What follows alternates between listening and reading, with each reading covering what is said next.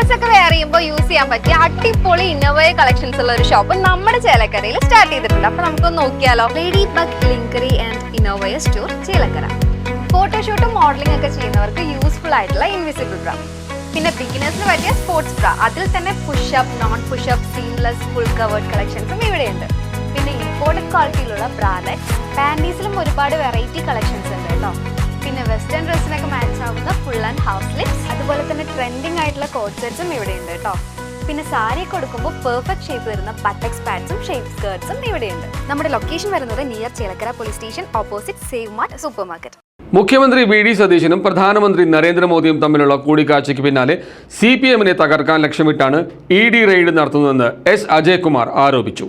മുഖ്യമന്ത്രി V D സതീശനും പ്രധാനമന്ത്രി നരേന്ദ്രമോദിയും തമ്മിൽ നടത്തിയ കൂടിക്കാഴ്ചയ്ക്ക് പിന്നാലെയാണ് EDയുടെ പുതിയ നീക്കങ്ങളെന്ന് മുൻ MP S. അജയ്കുമാർ ആരോപിച്ചു. യാതൊരുവിധ ഇടപാടുകളും നിയമവിരുദ്ധമായി നടന്നിട്ടില്ല എന്ന് നിരവധി കോടതികൾ പറയുകയും പിണറായി വിജയൻ ഭരണപരമായോ വ്യക്തിപരമായോ ഇതിലൊന്നും ഇടപെട്ടിട്ടില്ല എന്നും കോടതി അർത്ഥശങ്കക്കിടയില്ലാത്ത വിധം പ്രഖ്യാപിച്ച് കഴിഞ്ഞതാണ് വളരെ നേരത്തെ തന്നെ. അത്തരമൊരു സാഹചര്യത്തിൽ ഇന്നലെ മിനിഞ്ഞാന്നുമായി വി ഡി സതീശൻ ഡൽഹിയിലുണ്ട്. പ്രധാനമന്ത്രിയുമായി ബന്ധപ്പെട്ടുകൊണ്ട് 40 മിനിറ്റിലേറെ ചർച്ച നടത്തി എന്നാണ് പറയപ്പെടുന്നത്.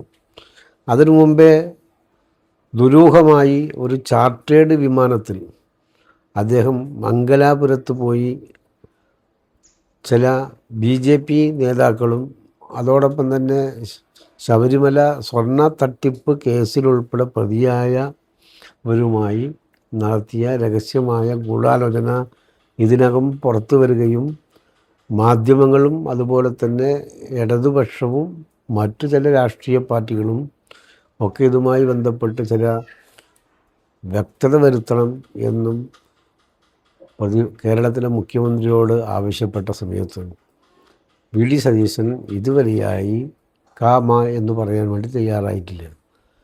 നാഴികക്ക് 40 വട്ടം പ്രസ്താവനകൾ നടത്തിക്കൊണ്ടിരിക്കുന്ന BJP എന്ന് പറയുന്ന രാഷ്ട്രീയ പാർട്ടിയാകട്ടെ ഇതുമായി ബന്ധപ്പെട്ടൊന്നും പ്രതികരിക്കാനും വേണ്ടി തയ്യാറായിട്ടില്ല.